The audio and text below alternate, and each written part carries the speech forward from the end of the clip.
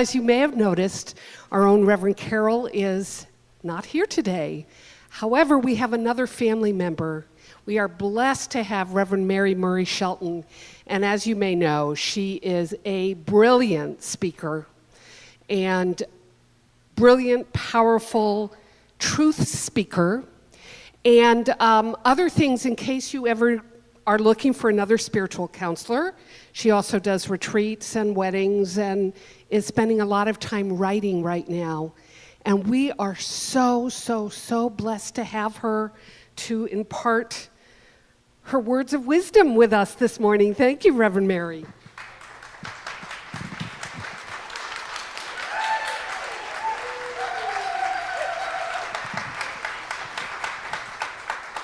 Thank you. Thank you, dear. It's nice to be up here with you this morning. I have been taking a journey. You know, we're doing, this year is the journey of your joyous life. And I have been doing a journey this week in an altered state that's known as the flu. So, what I would ask you to know for me this morning is clear mind, clear voice, okay? And we'll be fine. Before I get started, though, I want to bring your attention to Kathy Fowler's beautiful altar this morning. And this is an altar with the pink that's the universal color of love and compassion. You'll understand more about why that's the focus as we go on this morning. But there are several different Kuan Yins on the altar this morning, and one of them is 3 faces of Kuan Yin. And compassion is one of the attributes of the 3. There's also a mirror here in the front that shows you're my reflection, I'm your reflection. So that's there. And then the Thai angels are in the Namaste position facing each other with a pink ribbon of compassion joining them. And the multicolored roses also represent love in all of its forms. So if you get a chance to come up and look in the mirror here, you'll see the divine is waiting to look back at you. Thank you, Kathy. That's beautiful.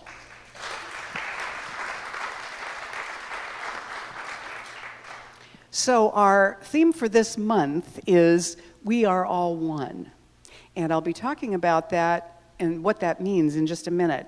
And the goal for April is to lighten up. Lighten up. So on that vein, I want to share a little story with you. Despite very little effort on his part, this lady says, my son Martin had done quite well in the 3rd grade. One night he announced over dinner that his friend Robert was the smartest kid in the class and had gotten all A's on his report card.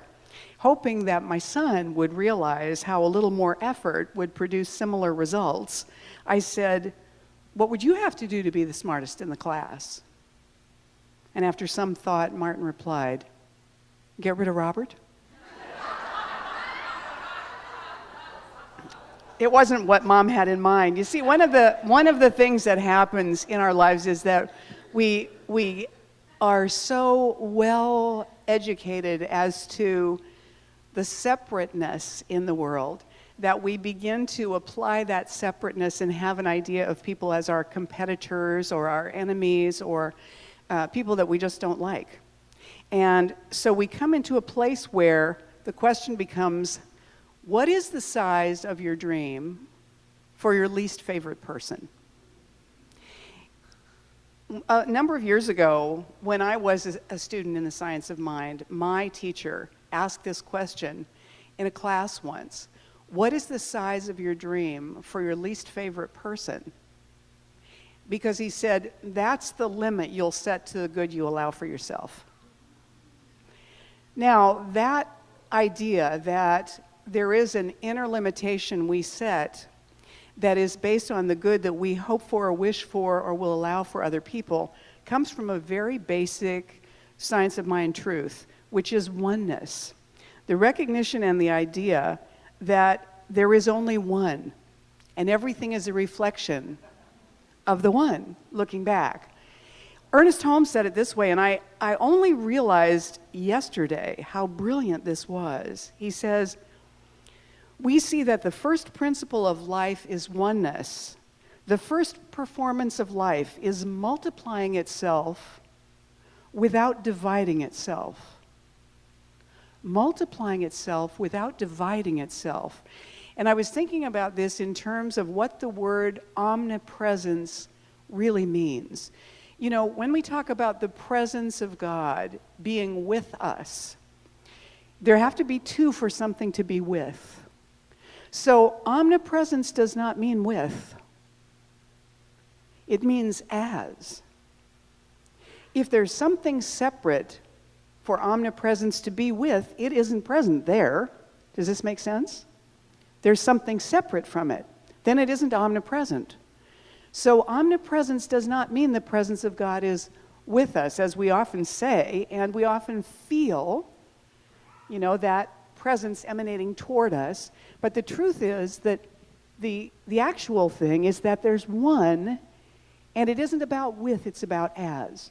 So the reason that it is done unto us as we believe, the reason the law of cause and effect works, is because what we put out, it doesn't really return to us. It never left us. There was nowhere for it to go. There's only one. There isn't another. You can't do something to another. What you do to another, you do to yourself. What we do to ourselves, we do to another, because there's only one. There's no place for it to go. You know, it isn't a law of cause and effect like we usually think of, where we put something out there and it produces a result, you know, for somebody else. We don't really put it out there. It's always happening within. And so what is around us is just a reflection of what's within, and it's actually us too. There's only one. Does this make sense? Yeah? So when we're looking at this oneness with God as and the reflection of the presence, then we recognize that what the size of our dream for our least favorite person is, that matters. It matters to us, not only to them. And what the size of our dream is, you know, we think it's about somebody else, but if there isn't anybody else, who could it be about, right? When we're children, where am I now? Yes, back to oneness. When we're children, we have to learn to individuate. As little tiny kids, we think everything is us.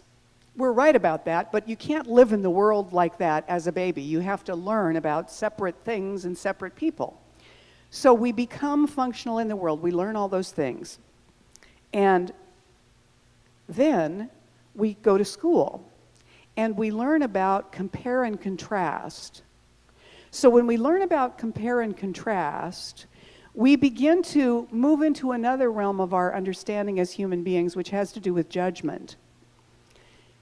I can remember being very, very small and looking at my family members and not having opinions about them. Not having opinions about how they looked or how old they were or what they sounded like or smelled like or anything they said. You know, they just were them. And I was interested in them, and I loved them. And I felt that way about other people. I thought they were interesting. I didn't compare them to other people. I just looked at them and took them in. Can you vaguely remember that at all as kids? Then when we learn to layer judgment on, we associate meaning with all those things, what people look like, what they sound like, what they smell like, what they believe. And those get kind of ranked higher or lower in terms of how much like us it is or how much like our people it is. Does this make sense? So the next step, see, this is important. We have to learn how to separate these things out. Then as adults, we come to a place where we have a choice. Now, we have to learn to do the two things together. Not judgment, where we rank things higher or lower, but discernment, where we observe and notice what's really there. We see the person, we see what's there, and we choose the oneness. Because we've had an experience of oneness, we know that that's real. We know that it's important for us to live in this world of things and learn how to play this. And so it's important to recognize each other, but also to reconnect to that oneness. We have a new task now, a new developmental task, which is to go from separation and judgment to oneness. You know, when Jesus said, love your neighbor as yourself, he was giving us a lesson in enlightened self-interest, because there is no neighbor. So when we love our neighbor as ourselves, we are applying self-love, and sometimes that's easier for us to do, to love somebody else than to love ourselves. But we are also encouraged to love ourselves. Love your neighbor instead of yourself is not what he said. Love your neighbor as yourself. So care for one another. And the problem that we have with that as religious scientists, I think, is that once we begin to learn about oneness and we begin to learn about compassion and we begin to learn about tools for changing our consciousness, we also get critical of ourselves when we feel like our consciousness has not grown as much as it should have grown. Or we catch ourselves. Have you ever embarrassingly caught yourself in a conversation with a group of spiritual people where you're criticizing somebody or complaining about something, and someone in this spiritual group brings it to your attention? It's so embarrassing because then we have that moment of recognizing we've been caught. Sometimes we catch ourselves, sometimes other people catch us. And when we're caught, we can feel guilty, embarrassed, ashamed of ourselves, and judge ourselves then for not having done it right. For not having done it right. That doesn't work either. We don't want to judge ourselves for not having done it right, for falling into unenlightened or small behavior, because the only reason that happens, Reverend Carol said last week that when we have an area that's in need of significant healing, it's because we got stuck somewhere. So this discomfort that comes up for us is a clue to an inner hurt somewhere. And what we want to do, instead of focusing outside ourselves, is recognize that something's going on within. So when we catch ourselves in that sort of state where we've goofed, we want to turn toward self-compassion with ourselves. There is something within us that wants our attention, and so this moment that's come up, this moment of discomfort, is marking or pointing to the spot that needs our attention. If we didn't know it, we couldn't do any healing work in that area. So when it comes up, it's because we're ready to do some healing work in that particular area, to be aware of it. And we want to take responsibility for our own feelings and be aware. In fact, we want to focus on our feelings, not the circumstances. So when we get into a difficult space with somebody else, it's not really that person that's provoking it, even though it may seem like it in the moment. What's being provoked is what's important. And what we want to be able to do, if we can, is probably not at that moment, because some of us might be good at that, but most of us aren't, is look back at that and say, what was going on inside me? Why was I uncomfortable? Was I angry? What was I feeling? Was I sad? Was I feeling grief or envy or loss or jealousy? What was it? And once I know what that was, then the question becomes, what in me needs soothing or needs attention, needs love and self-compassion? Those moments when we act out are the moments when we're most likely to beat ourselves up. But that is the least effective thing that we can do. You ever seen somebody who already feels bad for something they've done being berated? Not helpful. It doesn't motivate them to do it differently. It doesn't help them to remember. It doesn't change anything. It just makes them feel worse. So when we treat ourselves that way, we do the same thing to us. My friend Terry McBride said once, if your friend treated you the way you treat you, how long would that person be your friend? So we can learn to offer ourselves the same compassion that we'd like to be able to offer other people when we see that they're hurting, when we see that they need comfort or reassurance or encouragement. The important thing to remember is that it's not the whole of us that is experiencing this goof up. It's just one part. And the discomfort is inviting awareness, and the awareness is available to help us heal through that discomfort. So this discomfort is a gift, awkward and bizarre as that may sound. This discomfort is a gift because it brings our attention to something. It's hard to ignore, and it's uncomfortable. That's why we project the discomfort of the circumstance out on the other person who's there. I am not happy, it must be your fault. You should not have said that to me. How many of you have ever said something like that to somebody? You should not have said that to me. How could you say that to me? You have no right to say that to me. Well, that could be true, but that's not the issue at all. The issue is the experience or the response that we're having, because that's the work that we can do something about. You know, Byron Katie said once, there are 3 kinds of business: your business, my business, and God's business. If I'm trying to do God's business, I'm in trouble, because I'm never going to be able to do that very well. And if I'm trying to do your business, then I'm neglecting my business. And I can't do your business as well as you can. So I need to be focused on my business. And I think that's really wise. If there's only one, where would it be better to do the work? To try and fix somebody else, which is like adjusting the mirror, or to try and do the work on ourselves? So we come back to us with that question of, okay, what is uncomfortable here?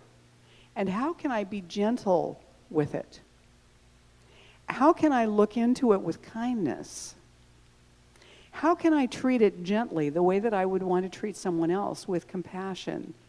Because it's only one small part of me, and this smallness needs some kind of support or attention so it can be healed right now. What happens when we play that way is, even if we don't get all the answers, it begins to free us to live without baggage. If we're always carrying past baggage around with us that never gets looked at or resolved or cleared out or left behind, it just gets to be more and more and bigger and bigger. The poet who wrote Iron John, anybody know his name? Robert Bly. Robert Bly said, we start off in life with this little bag, and every time something happens that hurts us, or we get upset, or somebody says something, puts us down, we put that in our little bag. And by the time we're grown up, this bag is like 5 miles long.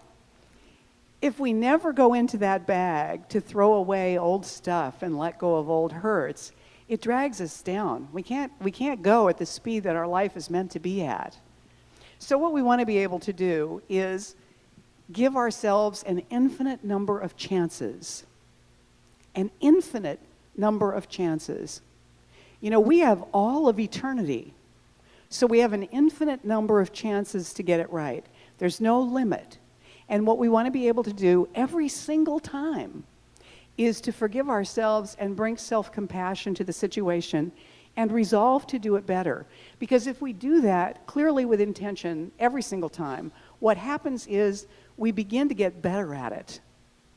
We begin to notice it while we're doing it. Oh, that's embarrassing. But then we begin to notice it right before we're about to do it, like we feel it in our mouth.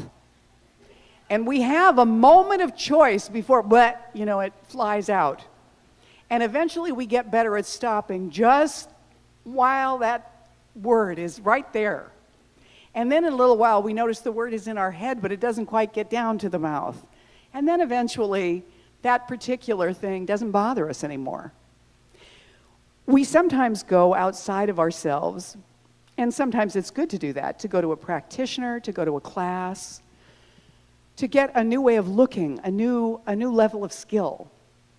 But also, it's important to recognize that our everyday conversations with our friends and people that we love sometimes can bring us the very reflection or information or word that we needed.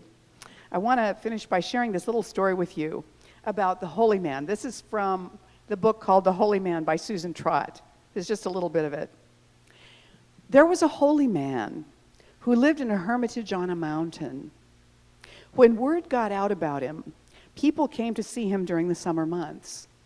First a few people, then more and more, until there was a long line climbing the steep mountain path, single file, tens, hundreds, then thousands. The line moved slowly, but it moved continuously during the few hours a day that he welcomed people. In fact, those who were near the head of the line and could observe were amazed by how many people he managed to see, even though they were admitted one at a time. When the door was opened wide, the next pilgrim in line waiting beyond the gate would be summoned forth by a man in a wheat-colored robe, a small, nondescript-looking person. Yes, he would ask when the pilgrim reached the threshold. "I've come to see the holy man. Follow me, please." He or she would follow the small man through the house, along a hallway with doors open to various rooms into which the pilgrim would peek hastily. But the monk ahead was moving so very quickly through the house that the pilgrim couldn't linger, but literally had to rush after him. In no time at all, they had passed through the entire first floor of the house and were at a large door similar to the one the pilgrim had entered. It was the back door. The monk opened it wide and said, "Goodbye." "But I've come to see the holy man," said the visitor plaintively. "You have seen me," he gently replied. And the next thing the pilgrim knew, he would be outside, the door solidly closed behind him. This was why the line moved so rapidly, and how the holy man got to see so many people, or so many people got to see him. Most times, the holy man would also add, "If you look on everyone you meet as a holy person, you will be happy." So whatever the people came up the mountain for, whatever they thought would be healed or learned or offered to them, whatever they thought the holy man would do or say that would change everything for them, there was a reason they went up the mountain. And what he was telling them was, whatever it is that you think is wrong with you, if you look on every person as a holy person, that won't be a problem for you anymore. If we look in the mirror and we see the holy person in the mirror, and we treat that holy person accordingly, if we look at the other people around us who are also mirrors, and we treat them as holy people, our lives will be happy. So when I ask you, what is the size of your dream for your least favorite person, I hope now it's become exponentially bigger. Namaste.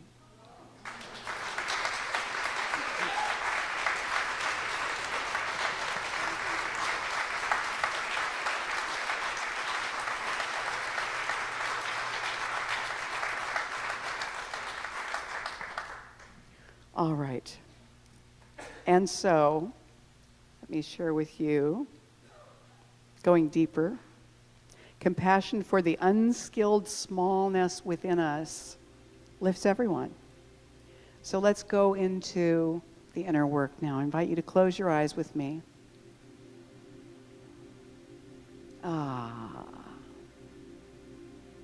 Resting in the one, there's nothing to do or be.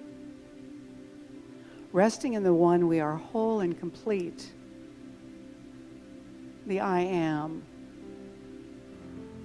is in your chair, in my shoes, at the piano,